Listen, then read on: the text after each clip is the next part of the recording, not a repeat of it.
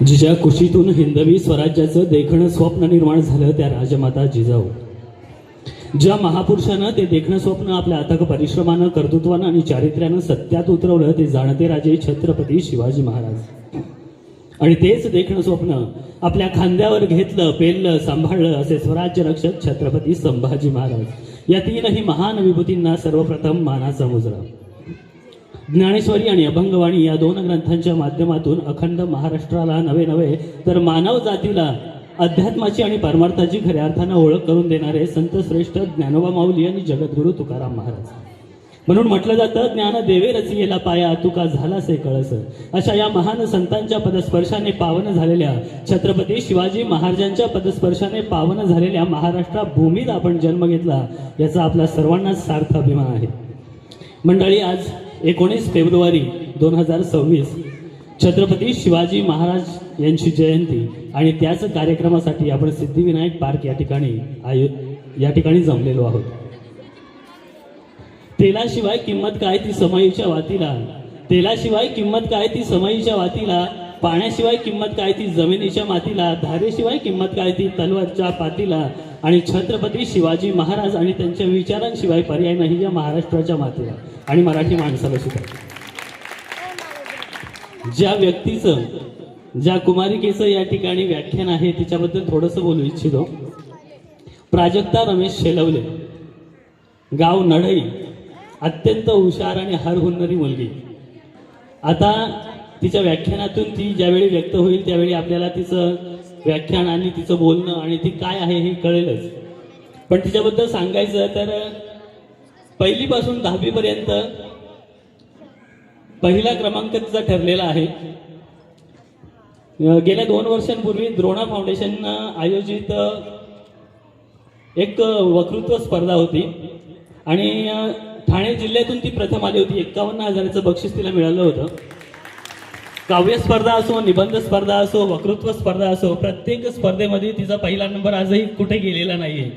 आणि आम्हासाठी, नढईकरांसाठी आणि मुरबाडसाठी ही अत्यंत अभिमानाची आणि आनंदाची गोष्ट आहे. मंडळी, तिच्याबद्दल थोडक्यात सांगायचं एवढंच की आज सिद्धिविनायक पार्क येथे तिच्या पहिल्या व्याख्यानाची सुरुवात होत आहे. आणि तिची ही पहिली सुरुवात की आपल्याला कायम लक्षात राहीलच, कारण आम्हा सर्वांचा एक ठाम विश्वास आहे की महाराष्ट्रात तिचं नाव एक, ज्याप्रमाणे आपण नितीन बाडुगडे पाटील यांचं नाव घेतो ना, त्याप्रमाणे तिचं नाव 100% गाजणार आहे. आणि तिची सुरुवात जी इथून होते ना, तर ते सिद्धिविनायक पार्कचं नाव सुद्धा त्यासोबत जोडलं गेलं असेल. एवढंच बोलू इच्छितो. आणि तिच्या या कार्यक्रमाला आपण खूप साऱ्या टाळ्यांनी शुभेच्छा देऊया आणि मग तिच्या कार्यक्रमाची सुरुवात करूया. धन्यवाद.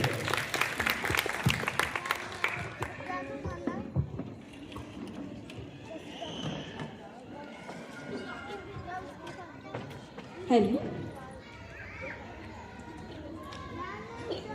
महाराष्ट्राचे आराध्य दैवत, भूपती, नृपती, पृथ्वीपती, प्रगल्भ बुद्धिमान, विज्ञाननिष्ठ, जगविख्यात, विश्ववंदनीय, सामर्थ्यवंत, योगीवंत, पुण्यवंत आणि सर्वात महत्त्वाचे म्हणजे रयतेच्या मनावर, इतिहासाच्या पानावर आणि या महाराष्ट्राच्या मातीच्या प्रत्येक कणावर अधिराज्य करणारे राजे अर्थात छत्रपती शिवाजी महाराजांना सर्वप्रथम मी मानाचा मुजरा करते. त्याचबरोबर स्वराज्य जननी राजमाता जिजाबाई आणि त्याचबरोबर धर्मरक्षक छत्रपती संभाजी महाराज यांना देखील माझा मानाचा मुजरा. जनमानसात शिवरायांचे विचार तेवत ठेवण्यासाठी दरवर्षीप्रमाणे श्री सिद्धिविनायक पार्क येथील रहिवाशांच्या वतीने शिवरायांच्या 396व्या जयंतीचे अगदी जल्लोषात आयोजन करण्यात आलं आहे. आणि त्याचबरोबर संत तुकारामांच्या ओळींप्रमाणे एकमेका सहाय्य करू अवघे धरू सुपंते या ओळींप्रमाणे ते सगळे एकत्रही झालेत, याचा अभिमान आहे आणि याचा आनंद वाटतो. माझ्या आयुष्यातलं हे पहिलं व्याख्यान आणि त्यासाठी ही पुण्यभूमी ह्या पावन प्रसंगी मला इथे निमंत्रित करण्यात आलं, त्याबद्दल सर्वप्रथम सर्व रहिवाशांचे मनपूर्वक आभार. आपण म्हणतो की एखाद्या शुभकार्याची सुरुवात ही गणेश वंदनेने व्हावी किंवा गणेशाच्या आशीर्वादाने व्हावी.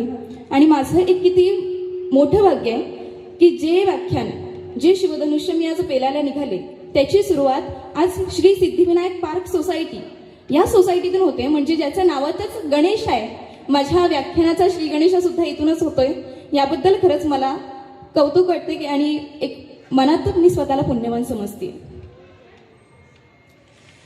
विजय सारखी तलवार चालवून गेला, विजय सारखी तलवार चालवून गेला, निधड्या छातीने तो हिंदुस्थान हलवून गेला.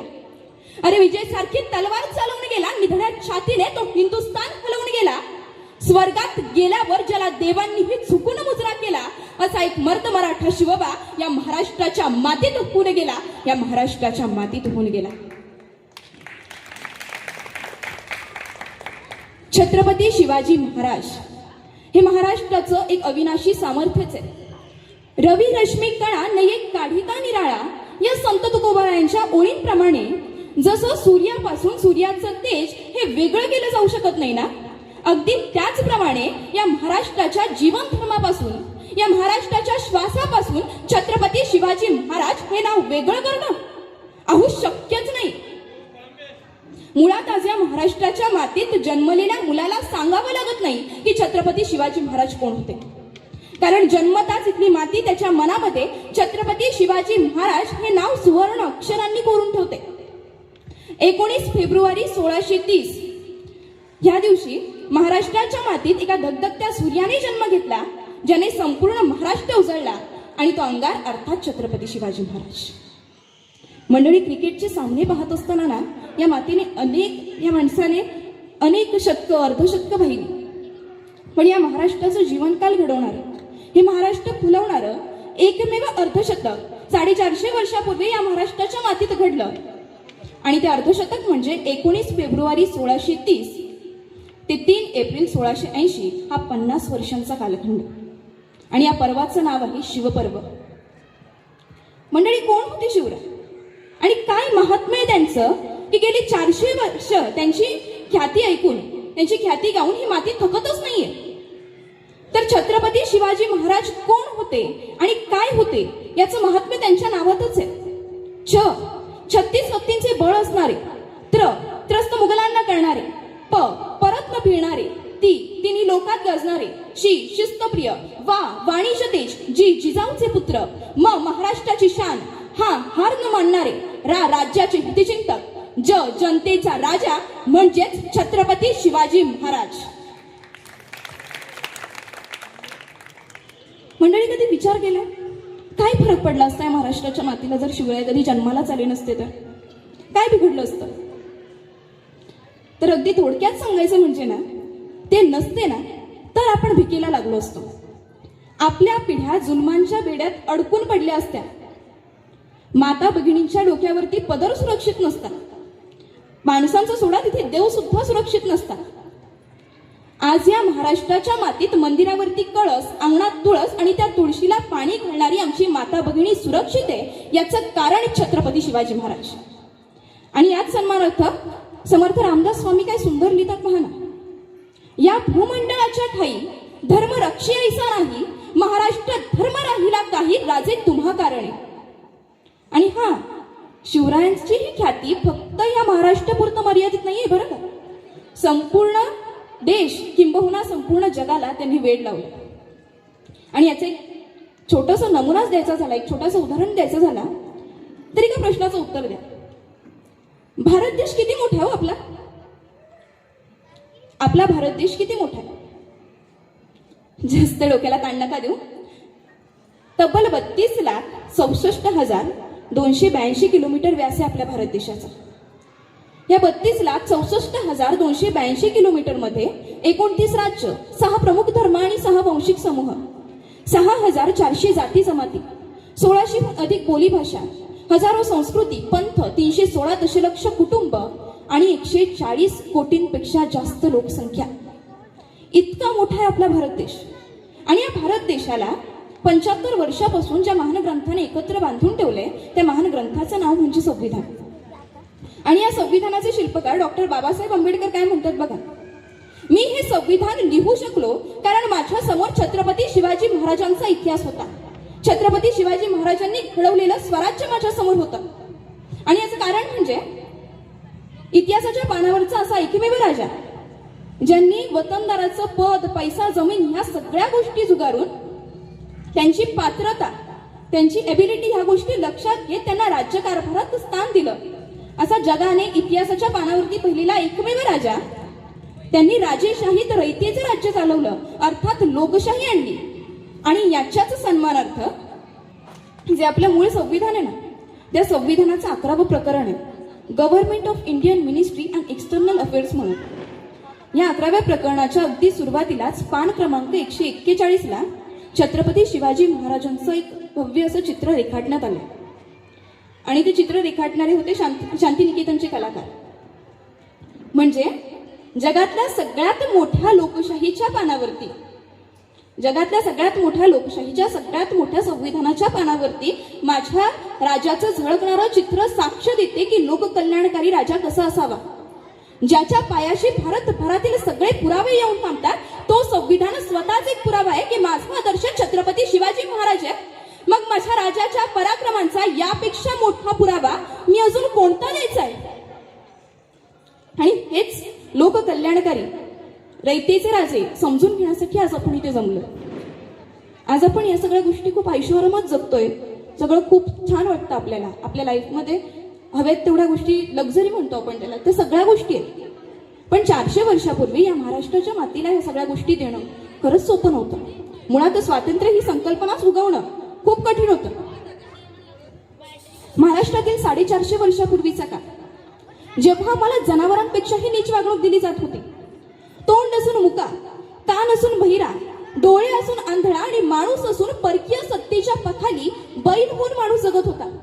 अहो, माणसांचं सोडाच, इथला देव सुद्धा इथल्या मंदिरात सुरक्षित नव्हता. आया बहिणींची इज्जत बाजारात विकली जात होती. त्याचा हिशोब तरी किती सांगावा. अशी विटंबना तर अवघ्या स्त्री जातीचीच होत होती. कवी काळजावर दगड ठेवून लिहितात, किती गुजरातीने ब्राह्मणी प्रश्नाविल्या, किती गुजरातीने ब्राह्मणी प्रश्नाविल्या, किती एक देशांतरी त्या विकल्या. किती गुजरातीने ब्राह्मणी प्रश्नाविल्या, किती एक देशांतरी त्या विकल्या. किती शहानमुखी जहाजी पाठविल्या, अशा किती सुंदरा हाल होऊनी गेल्या, अशा किती सुंदरा हाल होऊनी गेल्या. ही अवस्था होती आपल्या भूमीची. म्हणजे विचार करा, आपण नामस्मरणात काय म्हणतो, आपण भजन वगैरे करताना काय म्हणतो, रामकृष्ण, सीताराम, गौरी शंकर. म्हणजे ज्या मातीत आपल्याकडे परंपरा काय आहे की देवाच्याही अगोदर आपण देवीचं नामस्मरण करतो. इथे स्त्री शक्तीला अगोदर पूजले जातं. आणि ह्या मातीत जिथे कृष्णाच्याही अगोदर राधेला स्मरले जाते, रामाच्याही अगोदर सीतेचे नामस्मरण केले जाते, आणि साक्षात शिवशंकराच्या अगोदर त्यांची पत्नी गौरी मातेचं इथे स्मरण केलं जातं. त्या मातीला ही घोर विटंबना सहज होत असेल का? आणि फक्त स्त्री जातीचीच नव्हे तर सबंध महाराष्ट्रच असा हालात जगत होता. विशेष करून एका सुलतानाची स्वारी दुसऱ्या सुलतानावर चालत निघाली की त्याच्या पायाखाली रयतेचं घर, दार, जमीन, जुमला या सगळ्या गोष्टी चिडून जात होत्या. लाखोंचा फौज, त्याला कोणता माणूस रोखू शकणार होता? कोण थांबवणार या सैन्याला? आणि कुठे पळायचं? जर थांबू शकणार नाही तर आपण पळायचं कुठे? वास्तविक म्हणजे न पळता गरज होती एकवटून उभं राहण्याची, सगळ्यांनी एकत्र येण्याची. पण त्यासाठी ऐक्य हवे होते, धैर्य हवे होते. ते कुठून आणणार? म्हणजे जर महाराष्ट्राची त्या काळची अवस्था समजून घ्यायची असेल ना, तर एकंदरीत असा विचार करा, आपण आपल्या घरात ना खूप ऐशोआरामात जगतो. आपल्या आयुष्यात सगळ्या सुखसोयी आहेत, सगळं काही आपल्या घरात व्यवस्थित चालू आहे. आणि तेवढ्यातच कोणीतरी बाहेरची माणसं येत आहेत, तुम्हाला मारझोड करायला सुरुवात करतायत. तुम्हाला तुमच्याच घरात गुलामासारखं वागवलं जातं, कोणाचाही कधी जीव घेतला जातो, आया बहिणीची इज्जत विकली जाते तुमच्या डोळ्या देखत. आणि त्याहून भयंकर म्हणजे आपल्याच घरातील माणसं त्यांना सामील आहेत आणि त्यांच्या वतीने ते लढतात आणि आपल्याला मारतायत. किती भयंकर वाटतं हे सगळं ऐकायला, कानांना सहन होत नाही ना. एकंदरीत हीच अवस्था होती अवघ्या महाराष्ट्राची. संतांची ही भूमी, उपनिषदांची ही भूमी, आणि या भूमीत कोणीतरी भलतेच येऊन आपल्यावरतीच आक्रमण करतायत, आपल्यावरतीच राज्य करतायत. आणि त्याहून भयंकर म्हणजे त्यांना त्यांच्या सैन्यात लढणारी ही आपलीच माणसं आहेत. ते आपल्याच माणसांशी लढतायत, आपल्याच माणसांचा जीव घेतायत, हे आपल्या डोळ्यांसकट. अक्षरशः वैतागले होते लोक. जुलमांनी भाजून निघालेले असंख्य तळमळते आत्मे नित्रस्त भवानीच्या दारी आक्रोश करत होते. असंतुष्ट मनांचा आवाज गाभऱ्यात चढू लागला होता. महाराष्ट्र भवानीच्या कानी तो आवाज गुंजू लागला होता, आई दार उघड, आई काय चाललंय हे तुझ्या राज्यात? कसं जगायचंय आम्ही इथं. म्हणजे जिथे आम्हाला स्वातंत्र्य नाही, आमच्या आया बहिणी सुरक्षित नाही, तिथे कसं जगायचं आणि कुठवर सहन करायचंय? तुझ्या लेकरांची तुला दया येत नाहीये? आई दार उघड, आई दार उघड. हा आक्रोश सतत तिच्या कानात गुंजू लागला होता आणि महाराष्ट्राचा तो आक्रोश ऐकून आई जागी झाली. आई जागी झाली, ती अस्वस्थ झाली. शुंभ निशुंभ चंड मुंड महिषासुराला वधणारी ती आई सिंहासह उठली. दरवाजा खडकन उघडून ती आई क्रांतीच्या उंबरठ्यावर येऊन उभी राहिली. ती आई होती अनाथांची, ती आई होती दुःखितांची, ती आई होती अपमानितांची, ती आई होती अखंड महाराष्ट्राची मूर्तिमंत ज्वलंत सौदामिनी स्वराज्य जननी राजमाता जिजाबाई.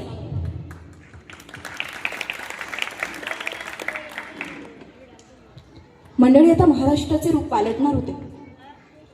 ज्येष्ठाचे दिवस शके 1551. ज्येष्ठाचे दिवस रामायणाच्या अर्थाप्रमाणे उलटत होते. ज्येष्ठ सरला, आषाढ आला. जिजाबाईंच्या चेहऱ्यावरती ना आता कसले तरी विलक्षण तेज जाणवू लागले होते. आनंद लाजू लागला होता. झोपाळ्याच्या साखळ्या किणकिणू लागल्या होत्या. देवघरातील देवीच्या मुखावरती हास्य उमलले. देवघरातील सर्व ज्योती समयांच्या ज्योती उजळल्या. घरातील जाणत्या बायांनी ओळखले. शहाजीराजांनाही समजले. जिजाऊचे डोळे बोलू लागले. जिजाऊचे डोळे बोलू लागले. जिजाऊला डोहाळे लागले.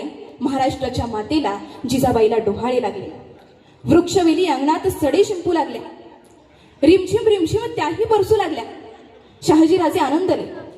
जिजाबाईंच्या वागणुकीत ना आता फरक पडू लागला होता. त्यांच्या चेहऱ्यावरती अजूनच आनंद आला होता. म्हणजे एकंदरीत आपल्या घरात अशी आनंदाची बातमी समजल्यावरती काय असतं की घरातले सगळे लोक त्या स्त्रीची अधिकाधिक काळजी घ्यायला लागतात. आता जिजाबाई तर सरदारांच्या पत्नी होत्या. त्यांच्या सेवेला कमी माणसं नव्हती. त्यांच्या आजूबाजूच्या सगळ्या माय भगिनी त्यांना मायेने पुसत होत्या. हे मुली तुला काय हवे? सांग मुली तुला काय हवे? जिजाऊ बोलत नव्हत्या, पण जिजाऊच्या मनातून जिजाऊचे डोळे असे संचारत होते. मला स्वातंत्र्य हवाय, मला पराक्रम हवाय. वर्षानुवर्ष झालेल्या या मातीच्या आणि मातेच्या अपमानाची मला भरपाई हवी आहे. मला पराक्रम हवाय. तसं बघायला गेलं तर जिजाऊ सरदारांच्या पत्नी होत्या. त्यांच्या सेवेत काही कमी नव्हती. आणि आता तर त्या गर्भोदरात म्हटल्यावरती आजूबाजूच्या सगळ्याच माया भगिनी जमा होत होत्या. त्यांची अधिकाधिक काळजी घेत होत्या. अधिकाऱ्यांचे कान असे आतुरले होते की कधी एकदा जिजाबाई आधीच सोडतात आणि आम्ही ते जलतोय. पण जिजाबाईंना लागलेले डोहाळे मात्र विलक्षणच. कारण मुळात ती काय आत्ताची जिजाऊ नव्हती ना की तिला चायनीज खावंसं वाटेल, की तिला लॉंग ड्राईव्हला जावंसं वाटेल, अजून काय ते दर महिन्याला तिचं एखादं फोटोशूट करावंसं वाटेल. आता तर अजून एक नवीन परंपरा आहे, बेबी शॉवर. पूर्वी त्याला डोहाळे जेवण असं सुंदर नाव होतं. पण ती संकल्पना काय एकंदरीत काय गरोदर स्त्रीला एक हस्तखेळतं वातावरण मिळावं म्हणून तिच्या भोवतीच्या ज्या मायभगिनी असतात त्या किंवा नातेवाईक बायका सख्या मैत्रिणी ह्या सगळ्या येतात. तिचे कोडकौतुक करतात, तिचे लाड कौतुक करतात, डोहाळे पुरवतात. आता ती संकल्पनाच राहिली नाहीये. बायका जातात, साड्या देतात, जेवतात आणि घरी येतात. उरलेला सगळा कार्यक्रम ते व्हॉट्सअपच्या स्टेटसला आणि इन्स्टाच्या रील्सलाच पाहतात, हो की नाही? असो, जिजाऊला लागलेले डोहाळे मात्र विलक्षणच होते. तिला मेवा मिठाई नको होती. तिला मेवा मिठाई नको होती. तिला मस्कत्ती डाळिंबे नको होती. सुगंधी सरबते तिला नको होती. गुलाब पाण्याचा शिडकावा नको होता. अत्तराचे तुषार नको होते. नौका विहार, ज्योत्स्ना विहार, उद्यान विहार हे सगळं तिला नको होतं. विहार म्हणजे भटकणे बरं का, भ्रमंतिका म्हणतो नाही आपण त्याला. म्हणजे नौकेतून फिरणे, जहाजातून फिरणे, परत उद्यानातून म्हणजेच बागेतून फिरणे, या सगळ्या गोष्टी जिजाबाईंना नको होत्या. मग तिचे डोहाळे नेमके होते तरी कसे?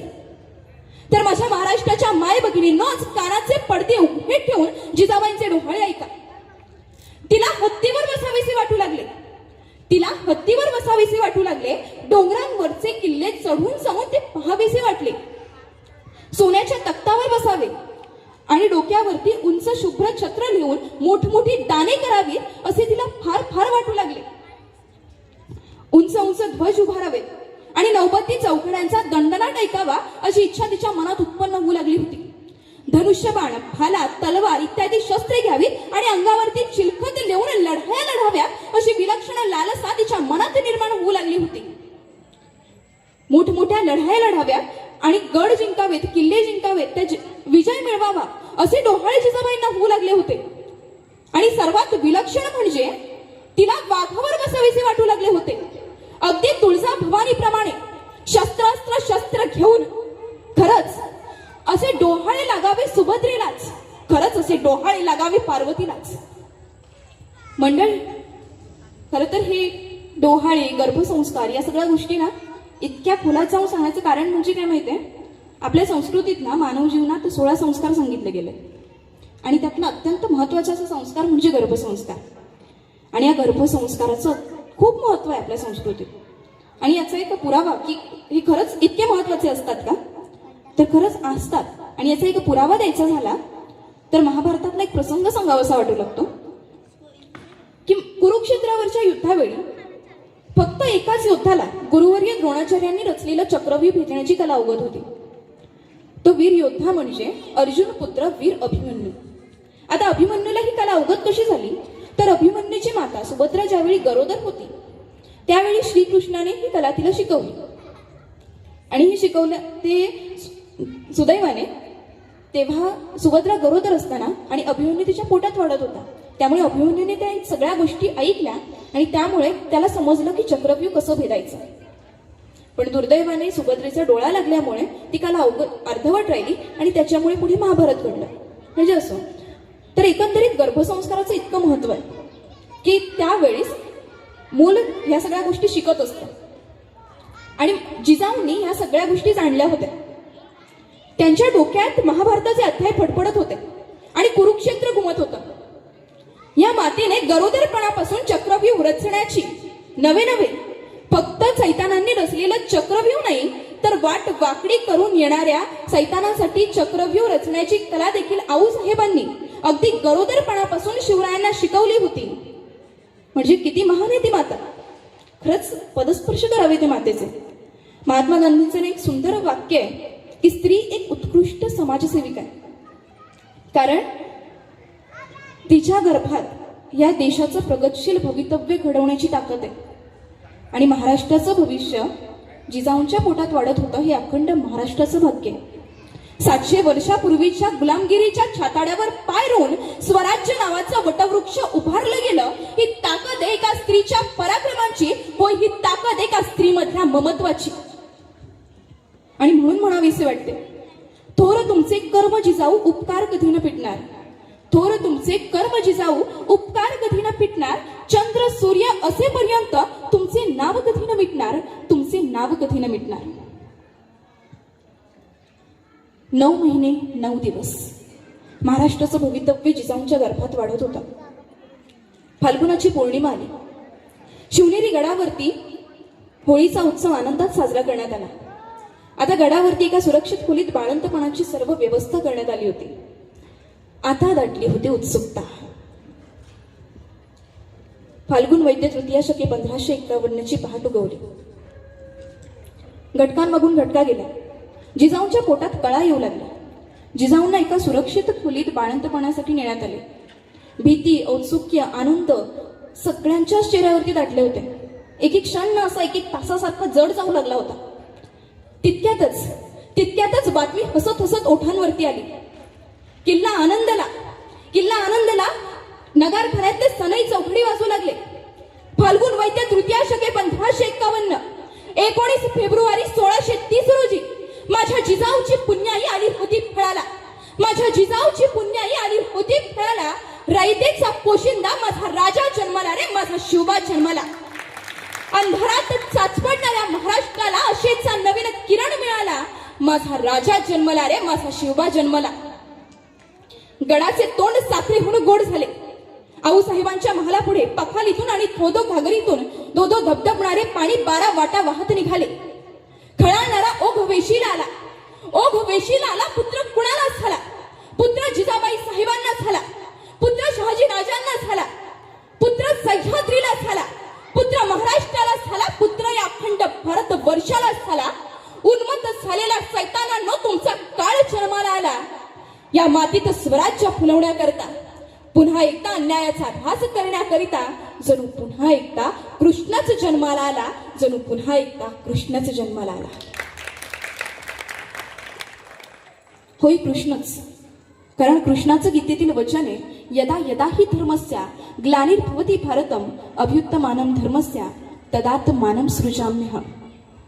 अर्थात जेव्हा जेव्हा धर्माला ग्लानी येईल, जेव्हा जेव्हा या भारतभूमीत अधर्म माजेल, तेव्हा तेव्हा माझ्यातील एक अंश सदैव अधर्माविरुद्ध लढण्यासाठी सज्ज झाला असेल. आणि होय कृष्ण सज्ज झाला होता शिवरायांच्या रूपात.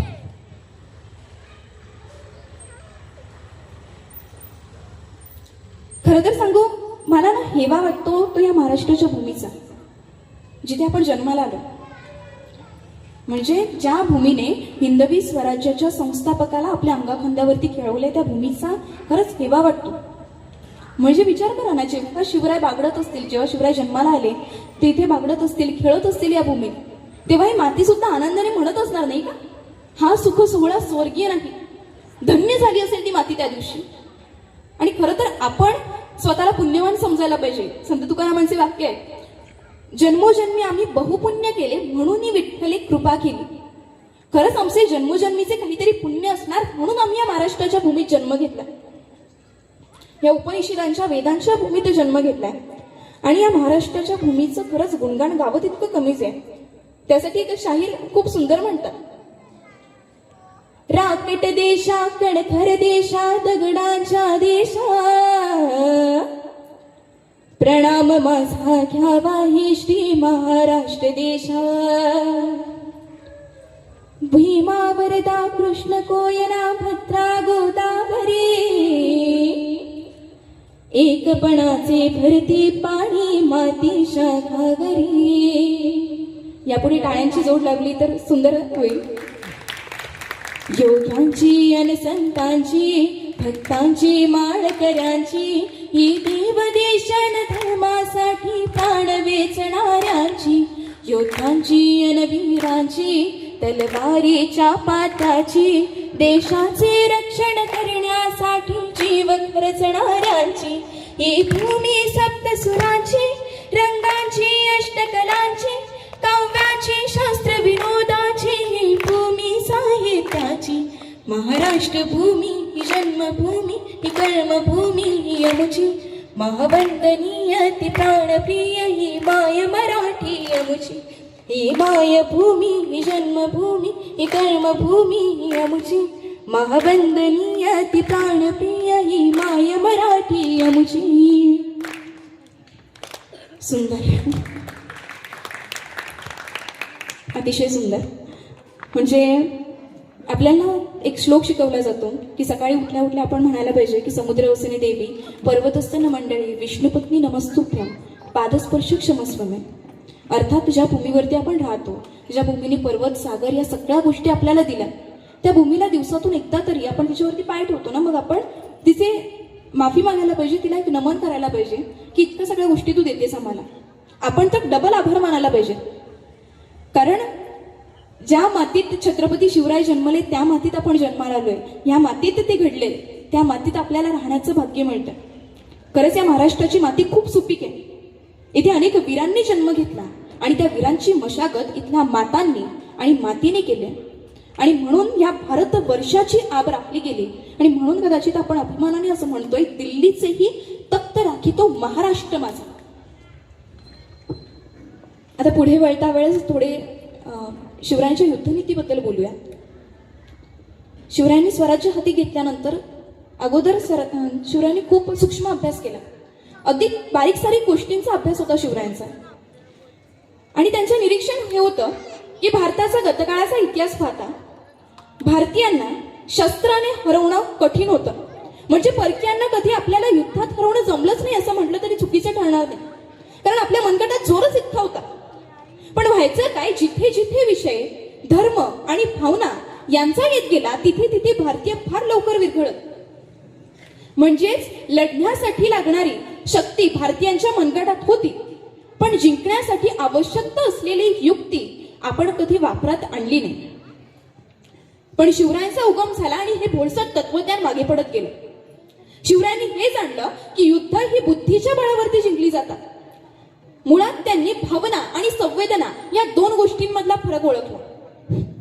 म्हणजे शिवराय संवेदनशील होते ना, शिवरायांना रयतेची काळजी वाटत, त्यांना सामान्यांचा कळवळा होता, शेतकऱ्याची काळजी होती आणि स्त्रीबद्दल आदर होता. म्हणजेच शिवराय सर्व दृष्ट्या संवेदनशील होते. पण शिवरायांनी भावनाप्रधान युद्ध संस्कृती बंद केली. मधुर लेखणी, चातुर्य आणि गनिमी काबा यांचा सुंदर उपयोग करून शिवरायांनी अनेकानेक युद्ध जिंकले. नाहीतर विचार करा, आपल्यापेक्षा दुप्पट उंचीचा, दुप्पट शरीरयष्टीचा अफजल खान, त्याला त्याच्याच शामियानात जाऊन थोपवणं हे काय खायचं काम होतं? शाहिस्ते खानाची देखील तशी जिरवली. शाहिस्ते खानाचं 1 लाखाचं सैन्य, त्या 1 लाखाच्या सैन्यासमोर महाराज मुठभर मावळे घेऊन वरातीतून जातात काय? आणि त्या शाहिस्ते खानाची 4 बोटं कलम करून ते सही सलामत परत येतात काय? अहो, जिथे संख्याशास्त्राची मतीच गुंग होते ना, तिथून महाराजांची बुद्धी सुरू होत होती. आज अमेरिकेमधील हार्वर्ड युनिव्हर्सिटीमध्ये महाराजांची युद्धनीतीचा अभ्यास करण्यासाठी 700 पुस्तकं ठेवण्यात आली आहेत. याही पलीकडे जाऊन जर महाराजांनी मावळ्यांचं व्यवस्थापन कसं केलं हे जर समजून घ्यायचं असेल ना, तर एका गोष्टीचा विचार करा ना, की महाराज जन्माला यायच्या अगोदरही आमच्याकडे मनगटं होती. त्या मनगटांमध्ये शक्ती होती आणि त्या शक्तीला पूरक ठरणाऱ्या तलवारी होत्या. मग तरी देखील महाराजांच्या अगोदर स्वराज्य का उभारू शकलं नाही? काय कारण होतं की महाराज जन्माला आल्यानंतर स्वराज्य उभारलं? नेमक्या कोणत्या गोष्टीचा महाराजांनी अभ्यास केला? तर ते म्हणजे, एक उदाहरण देऊ इच्छिते. समजा मॅच चालू आहे सीएसके आणि दिल्ली कॅपिटल्सची. त्या सीएसके आणि दिल्ली कॅपिटल्सच्या मॅचमध्ये दोन्हीमध्ये महाराष्ट्राचे प्लेयर्स खेळत आहेत आणि महाराष्ट्राचे प्लेयर्स खेळतायत म्हणून इथे महाराष्ट्राची जनता काय ओरडते की ही मॅच मुंबई इंडियन्सच जिंकणार. काही लॉजिक आहे गोष्टीला? काहीच नाही.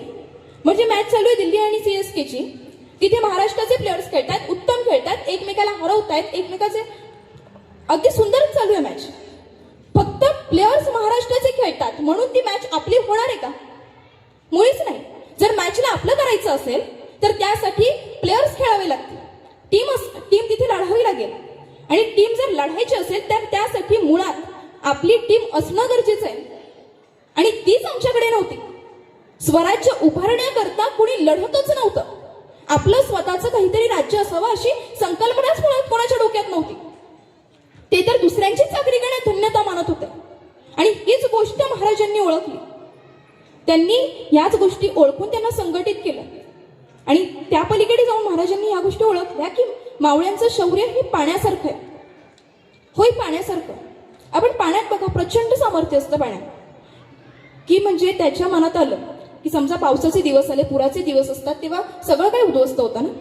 म्हणजे शेत जमिनी जातात, जीव जातात, इमारती बुडतात, म्हणजे किती त्रास होतो. म्हणजे सगळं काही उद्ध्वस्त करण्याचं, सगळं नष्ट करण्याचं सामर्थ्य या पाण्यात आहे. पण तेच पाणी जर व्यवस्थित अडवलं, व्यवस्थित जिरवलं तर तेच पाणी कित्येकांचं आयुष्य फुलवू शकतं. तहानलेल्याची तहान भागवू शकतं, भुकेल्याची भूक भागवू शकतं, वसुंधरा फुलवू शकतो, शेतकऱ्याचं अख्खं आयुष्य बहरलेलं करू शकतं. फक्त गरज असते ती व्यवस्थापनाची आणि हेच व्यवस्थापन महाराजांनी केलं. महाराज म्हणतात की मावळ्यांचं शौर्य हे पाण्यासारखं आहे. त्याला जर शिस्तीचे बांध घालून त्याचा जर योग्य वापर केला तर स्वराज्य बहरेल, स्वराज्य फुलेल.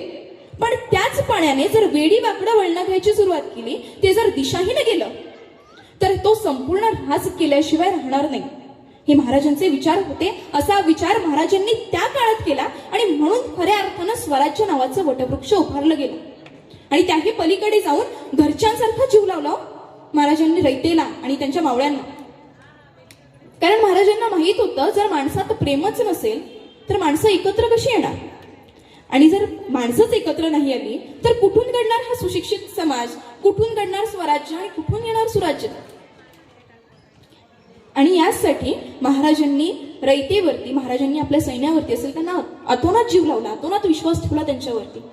नाहीतर विचार करा, सुपारी फुटली आपल्या मुलाच्या लग्नाची, तानाजी मालुसरे गडावरती आलेत निमंत्रणाची पत्रिका घेऊन की माझ्या रायबाचं लग्न आहे, महाराज लग्नाला येत. आणि फक्त त्या प्रसंगी महाराजांनी त्या तानाजी मालुसरेंनी महाराजांच्या चेहऱ्यावरची चिंता हिरली.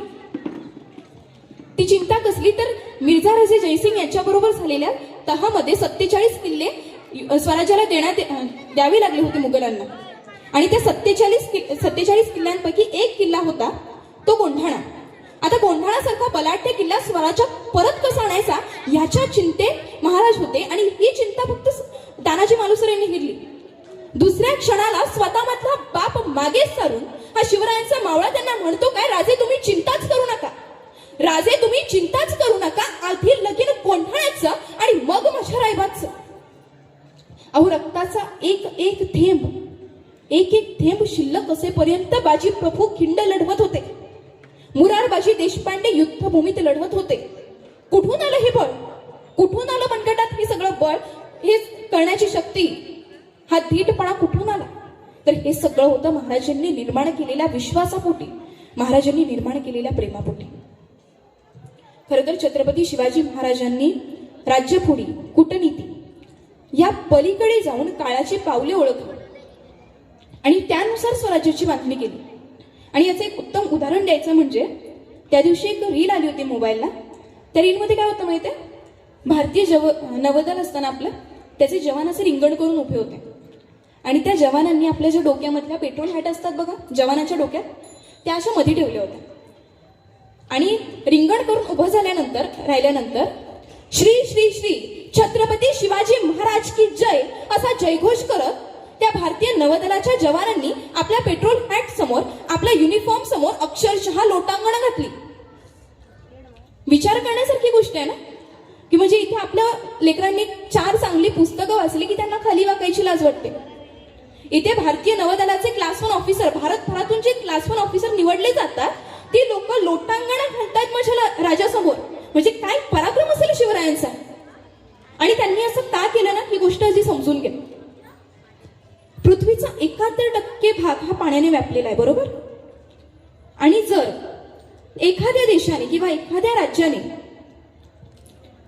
समुद्रावरती एक उत्तम आरमार, समुद्रावरती ताबा मिळवला नाही, उत्तम आरमार उभा केला नाही, तर ते राज्य समुद्राच्या पाण्यासकट बुडल्याशिवाय राहणार नाही असा विचार 450 वर्षापूर्वी महाराजांनी या मातीत मांडला.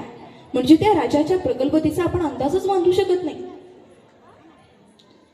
महाराज म्हणतात, संपूर्ण राज्याची सार ते दुर्ग, ज्याचा आरमार त्याचा समुद्र. अर्थात जर भूमीवरती राज्य व्यवस्थापन करायचं असेल तर त्यासाठी गडकिल्ले हवे, पण जर समुद्रावर कब्जा मिळवायचा असेल, समुद्रावर ताबा मिळवायचा असेल तर त्यासाठी आपलं आरमार बलाढ्य असायला हवं. त्यांनी या गोष्टी स्पष्ट सांगितल्या. जे परकीय आपल्या समुद्राच्या संग्याने आपल्या ज्या घुसले होत्या ना, जे परकीय, त्यांना ठणकावून सांगितल्या या गोष्टी, की जर तुम्हाला आमच्याकडे व्यापार करायचा असेल तर आमच्यानुसार कर भरावा लागेल. आमची बंदरं आमची, समुद्र आमचा, कोकण किनारपट्टी आमची, मग व्यवसाय का तुमचे? या सगळ्या गोष्टी महाराजांनी त्या काळी बांधल्या. आणि शिवरायांच्या युद्धनौकांचे, शिवरायांचे आरमाराचे कौतुक जर खरंच सांगायचे झाले ना, तर आपला भारत ज्यावेळी बंदिस्त होता, इंग्रजांच्या गुलामगिरीत होता, तेव्हा मुंबईच्या एका गव्हर्नरने लंडनच्या एका अधिकाऱ्याला पत्र लिहिलंय. आणि त्या पत्रात काय लिहिलंय माहिती आहे? छत्रपती शिवाजी महाराजांचा युद्धनौकाचा पाठलाग करणं आम्हाला शक्य नाही. त्यांचे विचार, त्यांच्या नौका आपल्यापेक्षाही खूप पुढच्या आहेत. त्यांच्या विचारांचा मागोवा घेणं आम्हाला शक्य नाही. म्हणजेच परकीयांनी देखील हात टेकले होते शिवरायांसमोर. आणि अजून एक जाऊन खरंच शिवरायांचं नौदल इतकं महान होतं का? तर याचं एक उदाहरण द्यायचं झालं तर आजच्या घडीला जी महाराष्ट्राची, जी जगाची महासत्ता आहे, जगाची महासत्ता म्हणून आपल्या सगळ्यांच्या डोक्यावर बसली आहे, ती अमेरिका. त्या अमेरिकेकडे आज 484 युद्धनौका आहेत. किती? 484. आणि त्याच्या पुढे जाऊन स्वराज्याकडे 400 वर्षापूर्वी 500 पेक्षा जास्त, एकापेक्षा एक युद्धनौका तैनात होत्या. म्हणजे 400 वर्षापूर्वी स्वराज्याकडे आजच्या महासत्तेपेक्षा जास्त युद्धनौका असणं म्हणजे मला नाही वाटत की दूरदृष्टीच्या स्पर्धेतला यापेक्षा पुढारलेला राजा या जगाने कधी पाहिला असेल. आणि हेच कारण आहे की छत्रपती शिवाजी महाराजांना आपण the father of Indian navy किंवा भारतीय नौदलाचे, भारतीय आरमाराचे जनक म्हणून संबोधतो. हे पलीकडे जाऊन शिवरायांचं अजून एक गोष्टीवर विलक्षण प्रेम होतं, ते म्हणजे दुर्ग, किल्ले. म्हणजे महाराजांच्या काळात आपण म्हणतो जवळपास 350 पेक्षा जास्त गडकिल्ले होते. आणि महाराज हे जगातील असे एकमेव राजे होते ज्यांनी समुद्रातही किल्ल्यांची बांधणी केली, जमिनीवरती केली आणि उंच उंच गड टेकड्यांवरती देखील किल्ल्यांची बांधणी केली. त्या काळी अनेक लोक म्हणत, त्यांच्या अष्टप्रधान मंडळातलीही लोक म्हणत की महाराज उगाच किल्ल्यांवरती खर्च करतात. पण महाराज उगाच ते करत नव्हते, कारण त्या काळी किल्ले हे तिथं एक व्यवस्थापनाचं केंद्र होतं. आता आपण फक्त एक हिस्टोरिकल प्लेस किंवा एक इतिहासाची खूण म्हणून किल्ल्यांकडे बघतोय. पण त्या काळी आपण जसं म्हणतो ना की आता समजून घ्या की मुरबाड म्हणतो आपण, शहापूर म्हणतो किंवा ठाणे, पुणे अशा मोठ्या मोठ्या सिटीज काय असतात की ते सगळ्या गोष्टी जोडणारे असतात. बाहेरच्या देशातून येणाऱ्या लोकांची ओळख जर मुरबाडमध्ये आली तर मुरबाडची ओळख कशी, तर सर्वात अगोदर मुरबाडमध्येच येणार ना ते. मुरबाड तालुक्याची ओळख ही मुरबाड शहर आहे. अगदी त्याचप्रमाणे स्वराज्याची ओळख हे स्वराज्याचे गडकिल्ले होते. आणि त्याचा संदर्भ द्यायचा झाला तर महाराजांचे जे अष्टप्रधान मंडळ होतं, त्या अष्टप्रधान मंडळातले एक मंत्री रामचंद्र पंत अमात्यांनी राजपत्र नावाचा एक ग्रंथ लिहिलाय. आणि त्या राजपत्र ग्रंथामध्ये एक प्रकरण आहे दुर्ग नावाचं. आणि त्या दुर्ग नावाच्या प्रकरणाच्या सुरुवातीलाच एक वाक्य आहे, संपूर्ण राज्याचे सार ते दुर्ग. म्हणजे हे संपूर्ण राज्य आहे त्याचं सार दुर्गांच्या ठाई म्हणजेच किल्ल्यांच्या ठाई एकवटलं. आणि म्हणून शिवाजी महाराजांनी गडकिल्ल्यांच्या बांधणीवरती विशेष भर दिला. आता विचार करा, साधं इंटेरियरचं काम असतं आपल्या घराचं, सिलिंगचा खर्च काढतो आपण, किती असतं? आता तर खूपच महाग झालं. ठीक आहे, खर्चाचा एक वेगळा विषय झाला, पण त्यासाठी लागणारा वेळ, त्यासाठी लागणारं मनुष्यबळ, संयम, या सगळ्या गोष्टी आपल्या साध्या एका 10 बाय 10च्या खोलीतल्या सिलिंगच्या कामाला येतात. इथे तर 10-10, 12-12 एकरांवरती पसरलेले गडकिल्ले बांधायचे होते. म्हणजे किती व्यवस्थापनाची गरज असेल, किती संयम, किती गोष्टी एकवटून ठेवाव्या लागत असतील. आणि यासाठी जो लागणारा खर्च आहे त्या खर्चाचा अंदाज महाराजांनी अगोदरपासून काढून ठेवला होता. आणि त्यासाठी ज्या किल्ले बांधणीच्या खर्चासाठी महाराजांनी 1,25,000 होण इतकी रक्कम राखीव ठेवण्यात आली होती, अशी नोंद आहे इतिहासात. होण हे त्या काळची मुद्रा आहे. शिवाई असेल, होण असेल, ही त्या काळच्या मुद्रा आहेत. म्हणजे आपण म्हणतो ना की आपल्या मुलांसाठी एक सेव्हिंग फंड असावं, तसं त्यांनी किल्ल्यांसाठी एक सेव्हिंग फंड ठेवलं होतं. मग आता आपण जेव्हा त्या गडकिल्ल्यांवरती जातो, त्या गडकिल्ल्यांवरती विचार न करता प्लास्टिकच्या बॉटल फेकतो, आपल्या हातातील खाल्लं ते फेकतो, त्या काळी आपण पण जरा विचार करायला हवा ना की म्हणजे महाराजांनी इतका जीव लावलाय त्या गडकिल्ल्यांवर, आणि त्या गडकिल्ल्यांची आपण अशी विटंबना करतोय.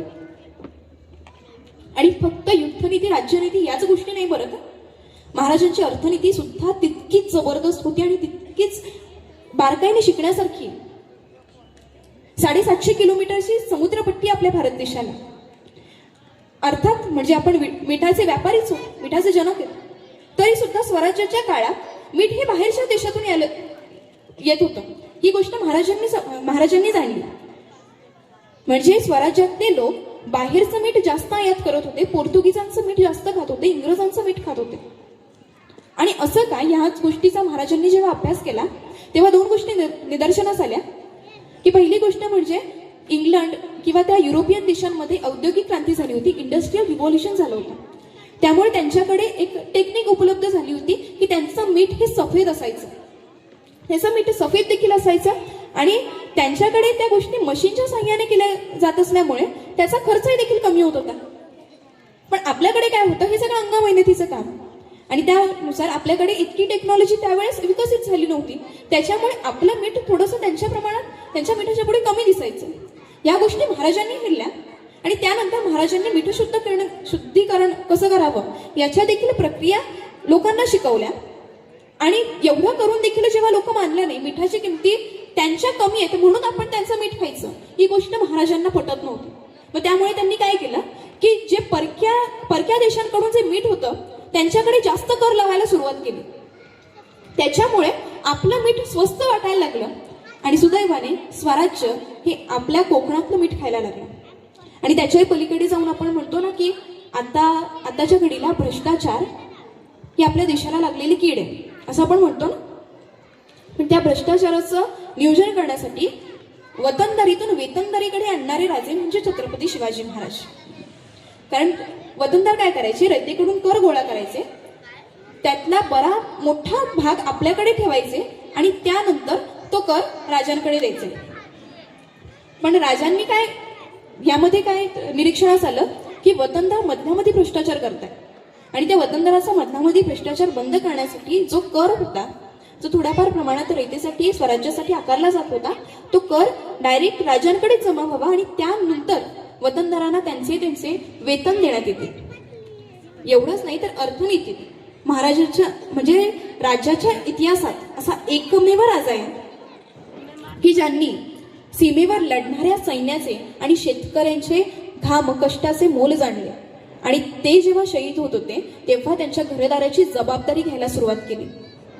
म्हणजे खरंच छत्रपती शिवाजी महाराजांना आपण रयतेचे राजे म्हणतो. का म्हणतो? त्यामागची कारणं ही आहेत की जेव्हा दुष्काळ पडायचा, जेव्हा युद्धासारखे प्रसंग यायचे, तेव्हा शेतकऱ्यांसाठी पिकवण्यासाठी धनधान्य नसायचं. तेव्हा महाराजांचे आदेश होते की आपल्या राज्यकोठारात जो साठा आहे त्यातून बियाणे असतील किंवा अजून काही गोष्टी असतील त्या शेतकऱ्यांना पुरवण्यात याव्या, असं तेव्हा त्या काळी महाराजांनी आदेश दिले होते. अजून एक गोष्ट अशी की युद्धप्रसंगाच्या वेळी रयतेच्या भाजीच्या देठालाही हात लावता कामा नये असे आदेश सैन्याला देणारा एकमेव राजा म्हणजे छत्रपती शिवाजी महाराज. जेव्हा युद्धप्रसंग यायचे, गडकिल्ल्यांवरती तहाची वेळ यायची, त्या काळी एमर्जन्सी फंड म्हणून 1,25,000 होण इतकी रक्कम त्यांनी राखीव ठेवली होती की माझ्या रयतेला युद्धप्रसंगाच्या वेळी काही कमी जास्त पडायला नको. म्हणजे आपला काही 1-2 वर्षाचा कोरोनाचा प्रसंग होता ना, तो 1-2 वर्षाचा कोरोनाचा प्रसंग हँडल करत असताना आपल्या सरकारच्या तोंडाला फेस यायचा की इतक्या लोकांना पोसायचं कसं, इतके मयाळ होत होते. त्या काळी इतक्या युद्ध व्हायचे, इतके सगळे युद्ध लढले जायचे, बंदिस्त होण्याची वेळ यायची. त्या काळी महाराजांनी स्वराज्य सांभाळलं. म्हणजे खरंच किती विचार केला होता महाराजांनी रयतेचा. आणि ह्या सगळ्या गोष्टींमुळे आपण त्यांना रयतेचा राजा असं संबोधतो. आणि हे सगळं काय मी माझ्या मनचं सांगत नाही, रामचंद्र पंत अमात्यांनी लिहिलेल्या राजपत्रात या सगळ्या गोष्टींची नोंद आहे. किंवा त्याही पुढे जाऊन कृष्णाजी अनंत सभासद यांची जी सभासद बखर आहे त्यामध्ये या गोष्टींच्या नोंदी आहेत. आता अर्थात या गोष्टी जर माहीत व्हायच्या असतील तर इतिहास वाचायला हवा, पण इतिहास वाचायला आमच्याकडे वेळ कुठे? म्हणजे आमच्याकडे माणसं वावरतात, फिरतात इकडे तिकडे, पण त्यांचे पाठीचा कणाना इथे असं वाकलेला असतो, कारण त्यांच्या हातामध्ये मोबाईल असतो ना, त्यांचा जीव की प्राण, आणि तो मोबाईल सुटतच नाही.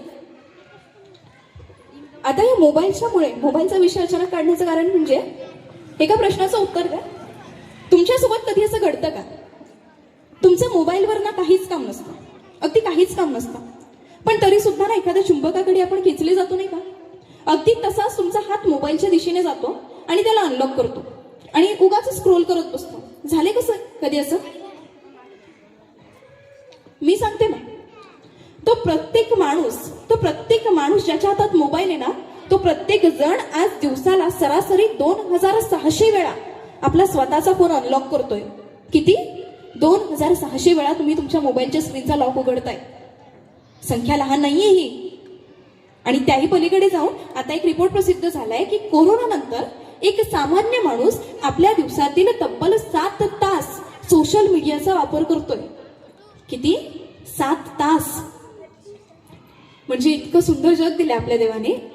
झाडं, फुलं, पानं, हे सगळी सजीव सृष्टी आपल्या अवतीभोवतीला आहे. आपली हक्काची माणसं आहेत ज्यांच्याबरोबर आपण वेळ घालवू शकतो, आणि त्या सजीव सृष्टीचं सगळं सौंदर्य सोडून आपण एका निर्जीव यंत्राकडे आपल्या दिवसातील 7 तास एकटक पाहत राहतोय. आणि ही विचार करण्यासारखी गोष्ट आहे. आणि हे सगळं आजच्या दिवशी ते मांडण्याचं कारण म्हणजे आपण जे बोंबलत फिरतो ना की वाचन संस्कृती कमी झाली, मुलं वाचन करत नाही, हे करत नाही. जर दिवसातले 7 तास जर ते मोबाईलवरतीच बसले तर कुठून येणार वाचन? कुठून ती वाचन संस्कृती विकसित होणार आहे? जर आम्हाला मोबाईलच्या स्क्रीनमधूनच बाहेर पडायला वेळ नाही, आत्ताच्या घडीला आमच्या अवतीभोवतीला काय गोष्टी घडतात ह्या गोष्टी बघायला वेळ नाही, समोर ऍक्सिडेंट झाले तरी आम्ही शूटिंग करण्यात, प्रक्षेपण करण्यात बिझी होतो, मग आम्ही काय इतिहासात जाणार, इतिहासातून त्यांची संदर्भ शोधणार, त्यांचं वाचन करणार, कुठून येणार ह्या गोष्टी? आणि जर मुळात इतिहासाचं विषयाचं वाचनच नसेल तर कुठून घडणार शिवराय आणि कुठून येणार आमचे मावळे? आणि म्हणून आजची गरज आहे शिवजयंत्या नाचून नाही तर महाराजांचे विचार वाचून साजरी करण्याची गरज आहे आज.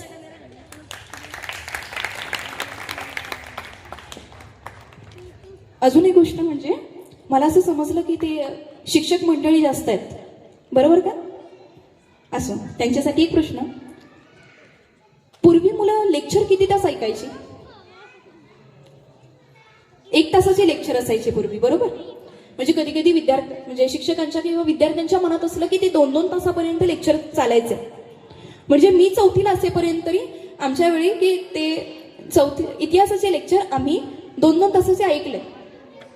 आता खरा प्रश्न असा की आता मुलं लेक्चर किती तास ऐकतात?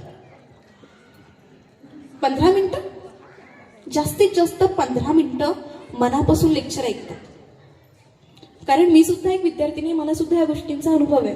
आणि फक्त विद्यार्थ्यांबद्दल सांगत नाहीये मी, तर विद्यार्थी असतील, किशोरवयीन मुलं असतील, वृद्ध असतील, बायका असतील किंवा सगळेच तरुण मंडळ, सगळ्यांचंच ऐकण्याचं प्रमाण फार कमी झालं, किंबहुना लक्ष केंद्रित करण्याचं प्रमाण कमी झालं. म्हणजे पूर्वी आमचे आजोबा सांगायचे की पूर्वीची कीर्तनं 3-3, 3.5 तास व्हायची. आता त्या कीर्तनांचं टायमिंग 1.5 तासावरती आलं. कीर्तनाचा विषय लांबचा झाला. आता मगाचपासून मी इथे बडबडते, कदाचित अनेकांच्या डोक्यात असाही प्रश्न आला असेल की बस झाली तुझी बडबड, झालं तुझं टायमिंग, जा घरी. असो, तुमच्या डोक्यात कितीही आलं तरी मी माझा वेळ झाल्याशिवाय जाणार नाहीये, कारण विषय महत्वाचा आहे. एका महिला संशोधकांनी हे सिद्ध केलंय की पाण्यातला जो मासा असतो ना, त्या पाण्यातल्या माशाचं लक्ष केंद्रित करण्याचा वेळ असतो 10 ते 12 मिनिटं. आणि तोच जर आपण एका माणसाचा बघितला, आत्ताच्या माणसाचा, तर तो वेळ आहे 8 ते 9 मिनिटं. म्हणजे पाण्यातल्या माशापेक्षाही आपल्या बुद्धीची धार कमी झाली आहे असं बोललं तर वावगं ठरणार नाहीये. आणि या सगळ्याचं कारण म्हणजे काय माहितीये? आपलं जे बदलतं जग आहे ना, आपल्या आजूबाजूचं पर्यावरण असेल किंवा सामाजिक वातावरण असेल, आपल्या डोक्यामधील प्रचंड चंचलता आली आहे. आणि या गोष्टीत आपण नाही सर्व्हाइव्ह करू शकतो. आणि या गोष्टी आता शिवजयंतीच्या दिवशी या मंचावर सांगण्याचं कारण काय माहितीये? की आपण म्हणतो ना, महाराजांनी पराक्रम केले, गडकिल्ले जिंकले, त्यावेळी किल्ल्यांची बांधणी केली, राजकीय, कला, क्रीडा, व्यापार, उद्योग या सगळ्या क्षेत्रात त्यांनी अनन्यसाधारण प्रगती केली. मग मला सांगा, एखादा चंचल डोक्याचा व्यक्ती या सगळ्या गोष्टी करू शकतो? तो प्रचंड ताणतणाव हँडल करण्यासाठी महाराजांना किती डोकं स्थिर ठेवायची गरज लागत असेल? आपण तितके स्थिर आहोत का? आपण जर स्वतःला शिवरायांचे मावळे म्हणवतोय तर आपण खरंच तितके स्थिर आहोत का? म्हणजे शिवरायांची जयंती साजरी करणे फक्त फोटो पुजणे किंवा काहीतरी कार्यक्रम ठेवणे असं नाहीये, तर अगदी छोट्या छोट्या गोष्टी आहेत. छोट्या छोट्या सवयीतून शिवरायांनी स्वराज्य उभारले. त्या गोष्टी आपल्या आयुष्यात कुठेतरी अंमलात आणणं ही सुद्धा काळाची गरज आहे. शिवराय जन्माला येतीलही, पण त्या अगोदर आपल्या घरातल्या कार्ट्याला टीव्ही समोर न बसता जेवण गिळायला शिकवा. ही सुद्धा एक शिवभक्तीच आहे. कारण हे विषय ह्या मंचावरती मांडण्याचं कारण एवढंच की पूर्वी युद्ध परकीयांशी लढले गेले, त्यानंतर काही सामाजिक विषय आले, पण आत्ताच्या परिस्थितीत, आत्ताच्या स्थितीत माणसं युद्ध कोणाशी लढतायत माहितीये? माणसं स्वतःशीच लढतायत, स्वतःच्याच मेंदूशी. आपण नाही होत स्थिर. आपल्याला असं वाटतं की आपण खूप हसतं खेळतो, वावरतोय, पण आपण स्थिर नाही होत. कारण गोष्टीच अशा आल्यात की पर्यावरणात भयंकर बदल होत आहेत, इंटरनेटचा जमाना आलाय, आता तर AI टेक्नॉलॉजीने प्रचंड ताणतणाव निर्माण केलाय. आणि या सगळ्या चंचल गोष्टींमध्ये जर आपल्याला स्थिर राहायचं असेल तरी देखील आपण महाराजांचा आदर्श कुठेतरी घेऊ शकतो. म्हणजेच इतिहास फक्त वाचायचा नाहीये, इतिहास समजून घ्यायचा, इतिहास जपायचा. आणि तो का जपायचा आहे? तर इतिहासात झालेल्या चुका त्यांची पुनरावृत्ती होऊ नये, आणि इतिहासातून ज्या चांगल्या गोष्टी घडल्या त्या कुठेतरी आपल्याला समजायला पाहिजे. खरं तर आज या ठिकाणी येताना, आज या मंचावर येताना माझ्यासमोर प्रश्न होता की मी नेमके कोणते शिवराय तुमच्या समोर मांडायचे. कारण गावोगावीला सप्ताह असतो माहिती आहे ना, त्या सप्त्यात शेवटचं कीर्तन हे काळ्याचं कीर्तन असतं, आणि ते ठरलेलं असतं की काळ्याचं कीर्तन कृष्णाचंच असतं. पण तरी देखील जे महाराज मंडळी असतात ना, त्यांना पूर्ण सप्त्याचं जितकं टेन्शन नसतं ना, तितकं ते काळ्याच्या कीर्तनाचं असतं. की कृष्णाच्या ख्यात्याच इतक्या असतात की बाळकृष्ण मांडायचा, यशोदेचा कृष्ण मांडायचा, देवकीचा मांडायचा, सुदामेचे पोही खाणारा कृष्ण मांडायचा, की मग गीतेत जो अर्जुनाला बोध करणारा, अर्जुनाचं सारथ्य करणारा कृष्ण मांडायचा. अगदी त्याचप्रमाणे मला देखील असा प्रश्न होता की शिवराय मांडायचे, पण शिवराय मांडायचे नेमके कोणते? बालपणीचे मांडायचे, जिजाऊचे पुत्र असणारे शिवाजी मांडायचे, युद्धभूमीत लढणारे, अर्थशास्त्रातले, राज्यनीतीतले, मावळ्यांमध्ये की रयतेचे राज्य म्हणून असणारे शिवराय मांडायचे. पण त्यानंतर एक विचार केला की आज काळ बदलतोय आणि आज काळाचे प्रश्न बदलतोय. की आज तुम्ही घरातली मुलं देखील बघितली असतील की पूर्वी मुलांना म्हटलं ना की बाबा भय येतोय झोपून जा, ती झोपायची. आता ती मुलं 10 प्रश्न विचारतात आपल्याला की असंच का, मग तो भोग कुठून येतो, मग तो कसा येतो, तो आत्ताच का येईल, असं तसं हैराण करून ठेवतात की नाही तुम्हाला. मग अगदी त्याचप्रमाणे याच्या पुढे जाऊन जी मुलं येणार आहेत ती असाही प्रश्न विचारू शकतात की महाराजांनी फक्त युद्धभूमीच गाजवली का, त्यांचे विचार आम्ही आता कसे अंमलात आणायचे. आणि जर हा विचार त्यांनी उद्या जाऊन जर तुम्हाला विचारला तर आपल्याला निदान महाराजांचे विचार सांगण्यासाठी महाराजांचे विचार तर माहीत हवेत. महाराजांनी कोणत्या गोष्टी केल्या, कोणत्या पराक्रम केलं, कोणतं व्यवस्थापन केलं, राज्य कसं हाताळलं, प्रशासन कसं सांभाळलं, या सगळ्या गोष्टी आपल्याला माहीत असाव्यात तर आपण त्या पुढच्या पिढीला देऊयात ना. आणि इतिहासाच्या पानावर फक्त महाराज एक राजे म्हणून नाही तर एक उत्तम प्रशासक, उत्तम नेते आणि त्याहून महत्वाचं म्हणजे एक सर्वोत्कृष्ट माणूस म्हणून जिवंत ठेवायचे. आणि त्यासाठी हा प्रश्न असतो. पण झाले का माहितीये, काळाच्या ओघात आपण फक्त युद्धनीतीतले काही प्रसंग सांगतो आणि तेवढ्यातच महाराजांना आटपून घेतो.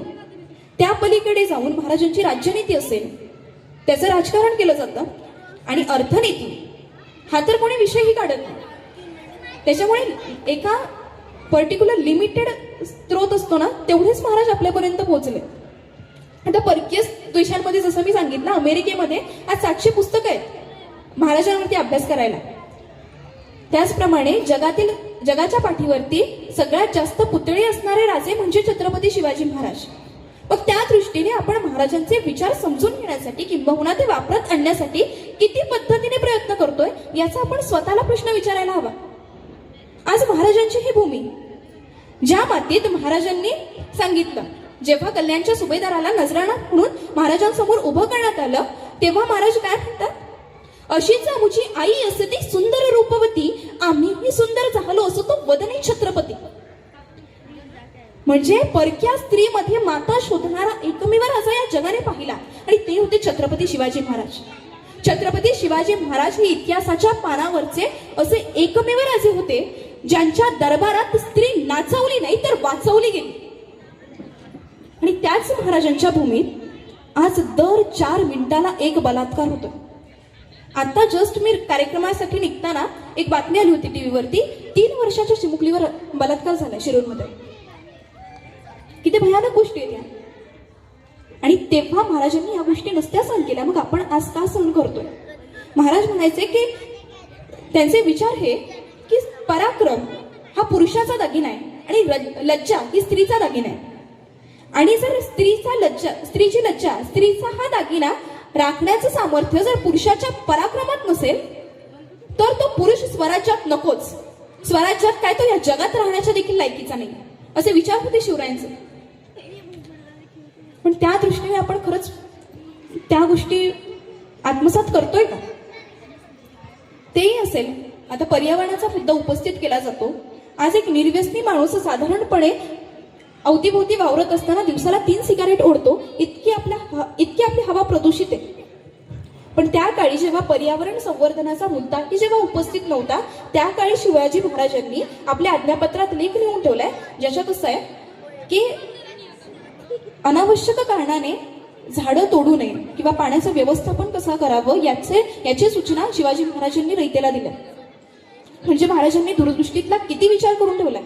मुळात आजच्या घडीतली अशी एकही गोष्ट नाही जिच्यात महाराजांचे विचारांची अंमलबजावणी केली जाऊ शकत नाही.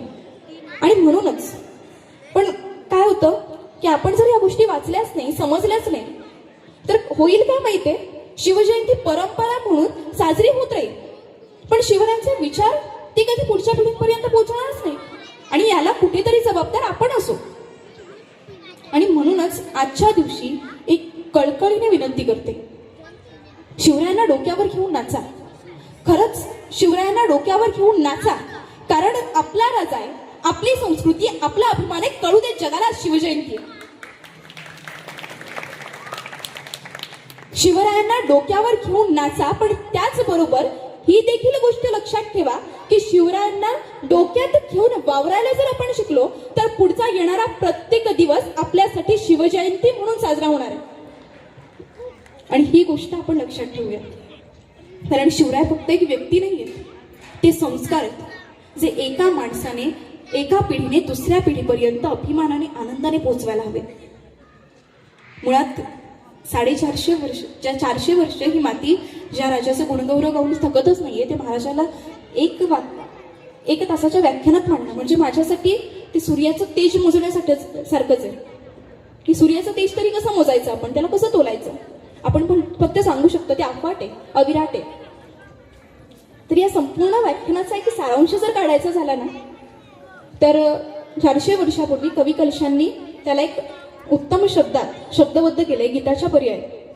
तर त्या गीताशिवाय आज या व्याख्यानाला पर्याय नाही. मी ते गीत म्हणतेय, पण त्यासोबत तुम्ही त्या टाळ्या वाजवायचे तालात माझ्यासोबत. ताल लक्षात घ्या.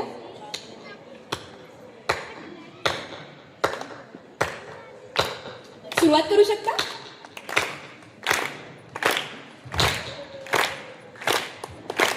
इंद्रजिमी चंप पर पाडबस अंब पर रावण स तंब पर रघुकुल राज है.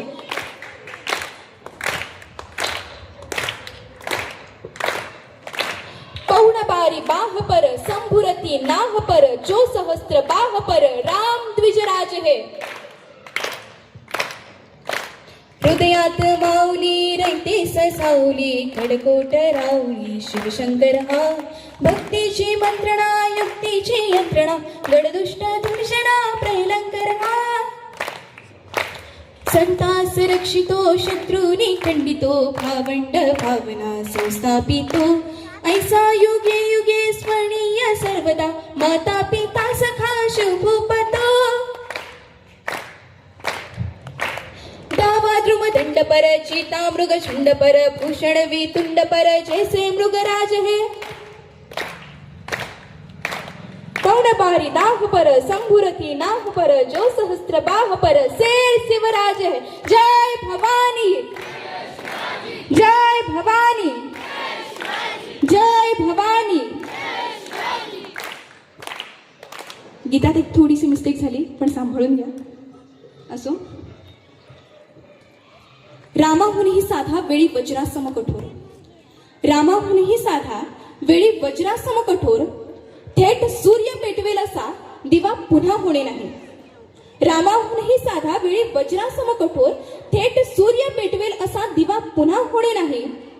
तीर्थापरी थोर भाळी भगवी चंद्रकोर. तीर्थापरी थोर भाळी भगवी चंद्रकोर पुन्हा या मातीत असा शिवा होणे नाही, असा शिवा होणे नाही.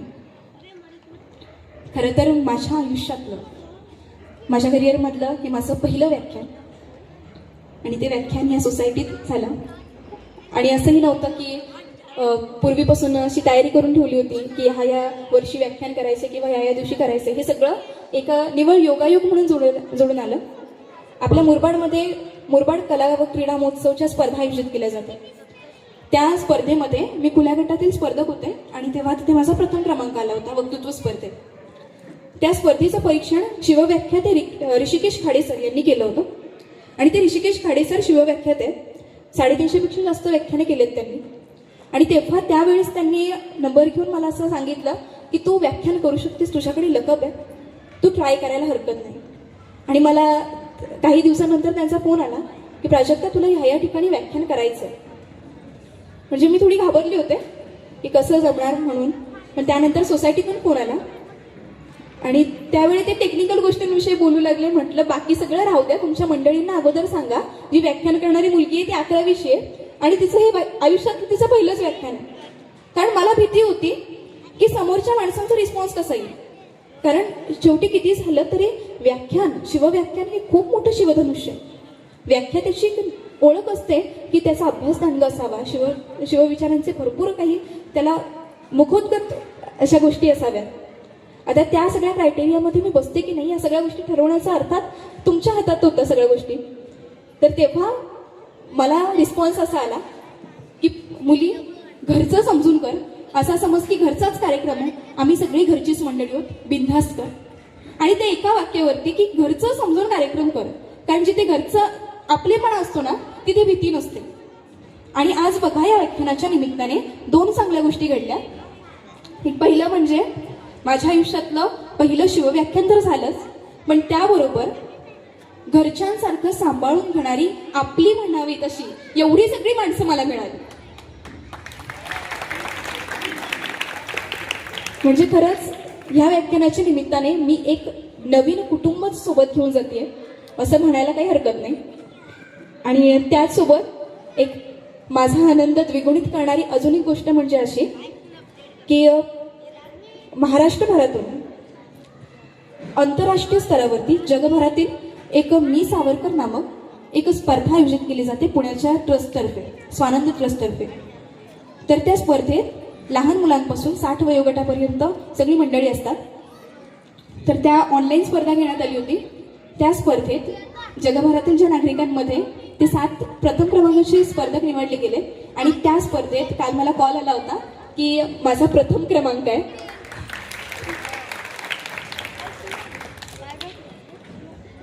आणि मुरबाड तालुक्यातली बहुधा मी पहिल्यांदाच त्या स्टेजवरती जाणारी आहे. आता 27 तारखेला जेव्हा स्वातंत्र्यवीर सावरकरांची पुण्यतिथी अर्पणाचा दिन आहे त्यावेळी तिथे ते भाषण सादर करायचे. शरद पोक्षे सर, आपण मोकळा श्वासमध्ये ज्यांना अभिनेता म्हणून बघितलंय किंवा जे रामाची भूमिका करतात रामायणामध्ये, ते नितीनजी भारद्वाज सर असतील, अशा महान वक्त्यांनी त्या स्पर्धेचं परीक्षण केलं होतं आणि हे विजेते निवडले होते.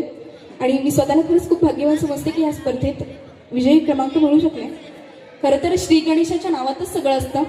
आज सिद्धिविनायक खरंच माझ्या आयुष्यातला श्री गणेशा खऱ्या अर्थाने व्याख्यानाचाही झाला, एक नव्या प्रवासाचाही झाला आणि एक चांगली बातमी मिळाली. खरंच या व्याख्यानाच्या दरम्यान आणि काही चूक झाली असेल, काही गोष्टींचा जर चुकून काही बोलून गेले असेल तर तुमची समजून माफ करा. कारण कसं आहे, पहिलीच गोष्ट आहे, पहिलीच वेळ आहे. आणि जे काही शिवरायांचे विचार मी इथे मांडले ते जर तुम्हाला आवडले असतील, पटले असतील, थोडं जरी मनातलं काहीतरी या व्याख्यानातलं घ्यावंसं वाटलं असेल तर हे माझं पुण्य आहे आणि खरंच ते आत्मसात करा. शेवटी जाता जाता इतकंच म्हणेल, शिवरायास आठवावे, शिवरायास आठवावे, जीवन तृणवत मानावे, इहलोकी परलोकी उरावे, कीर्ती रूपे. धन्यवाद. जय जिजाऊ, जय शिवराय.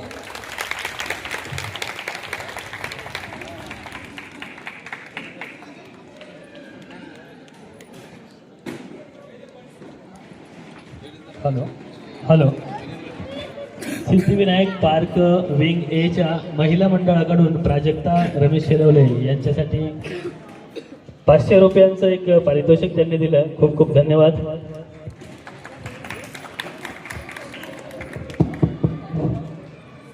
धन्यवाद. खरोखरच आजचं हे आपलं जे शिवव्याख्यान होतं की जे प्राजक्ताताई शेलवले यांनी सादर केलं.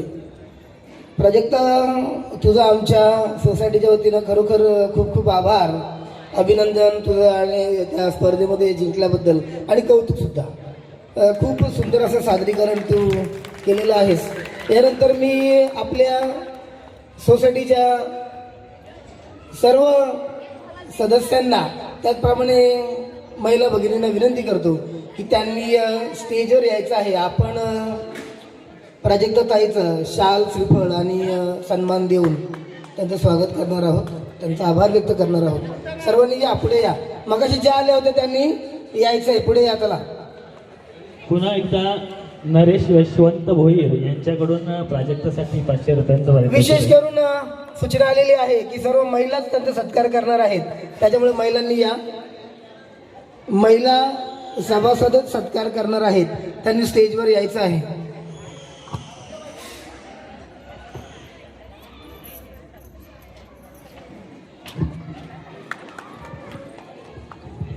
नमस्कार. सिद्धिविनायक पार्कच्या सर्व सदस्यांना माझ्याकडून शिवजयंतीच्या शुभेच्छा. खरं तर स्टेजवर यायचा विचार नव्हता माझा, पण ह्या मुलीबद्दल बोलण्यासाठी जर मी आज आले नसते तर मी MA BEd आहे. मी खूप खूप शिवाजी महाराज वाचले कालपर्यंत आणि रात्री मी शिवाजी महाराजांचं चरित्र वाचता वाचता झोपले. आणि जर इच्छाबद्दल 2 शब्द बोलले नसते तर माझ्या या शिक्षणाचा काहीच फायदा नाही असं मला वाटलं असतं. ताई मला मुलगी नाहीये, पण जर असती तर जसं आपण म्हणतो ना मुलगा असावा शिवाजी महाराजांसारखा, तर जर मला मुलगी असती तर खरंच माझी मुलगी अशी तुझ्यासारखी असायला हवी होती. आणि माझ्या सिद्धिविनायक सोसायटीतल्या सर्व मुलींसाठी, बघा तुमच्याच वयाची मुलगी आहे, 11वीत आहे, तिचं वही काही जास्त नाहीये, पण तिचं वाचन किती आहे, तिचा संस्कृतचा अभ्यास किती आहे, तिच्या एकही शब्दात चूक नाहीये, जशाच्या तशा ओळी तिच्या पाठ आहेत, तिथे बोलते, तिचा अभ्यास, ती फक्त शिवचरित्रावर नाही बोलली, तिने भगवद्गीतेचा, रामायणाचा सगळ्यांचाच संदर्भ दिला. म्हणजे ज्या वयात तुम्ही ड्रेस घालून ही रील बनवायची आहे, तो ट्रेंड करायचा आहे, त्या गाण्यावर ही स्टेप करायची आहे, या मैत्रिणीच्या हळदीनं जायचंय, त्या मैत्रिणीच्या हळदीनं जायचंय, हिने असा कॉट सेट घेतलाय, तिने तो क्रॉप टॉप घेतलाय, याचा विचार करता तेव्हा ती मात्र वाचनाचा विचार करते. आणि बघा तिचे कष्ट काही वाया जाणार नाहीयेत. ती तिचं नाव जसं पुढे नेणार आहे तसं काही दिवसात तिच्या सोबत मुरबाडचं नावही तितकंच पुढे गेलेलं असेल. प्राजक्ताबाई, तुला माझ्याकडून खूप साऱ्या शुभेच्छा. आणि मला तुझं हे व्याख्यान खूप आवडलेलं आहे आणि मी त्या आईला धन्य मानते जिच्या पोटी तू जन्म घेतलायस. धन्यवाद. मॅडम थांबा तुम्ही इथे. आणखीन काही महिलांनी पुढे यायचं आहे.